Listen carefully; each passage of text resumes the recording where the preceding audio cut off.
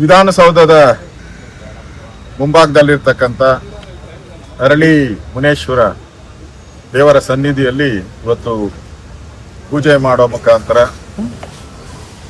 ನಮ್ಮ ನೆಚ್ಚಿನ ಪ್ರಧಾನಿ ನರೇಂದ್ರ ಮೋದಿಯವರು ಈ ದೇಶದ ಅತಿ ಹೆಚ್ಚು ದೀರ್ಘಕಾಲದ ನಿರಂತರವಾಗಿ ಅತಿ ಹೆಚ್ಚು ದೀರ್ಘಕಾಲದ ಪ್ರಧಾನಮಂತ್ರಿಗಳಾಗಿ ಕೆಲಸ ಮಾಡಿದ್ದಾರೆ.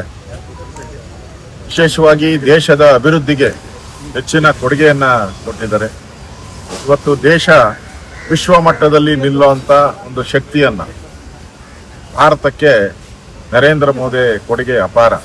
ಇವತ್ತು ಪಕ್ಕದ ಪಾಕಿಸ್ತಾನ ಇರ್ಬೋದು, ಬಾಂಗ್ಲಾದೇಶ ಇರ್ಬೋದು, ಬೇರೆ ಬೇರೆ ದೇಶಗಳಿಗೆ ಸವಾಲಾಗಿ ನಮ್ಮ ದೇಶವನ್ನ ರಕ್ಷಣೆ ಮಾಡುವಂತಹ ದೃಷ್ಟಿಯಿಂದನೂ ಕೂಡ ನರೇಂದ್ರ ಮೋದಿಯವರ ಕಾರ್ಯತಂತ್ರ ಇಡೀ ಜಗತ್ತೇ ಮೆಚ್ಚುತ್ತಾ ಇದೆ.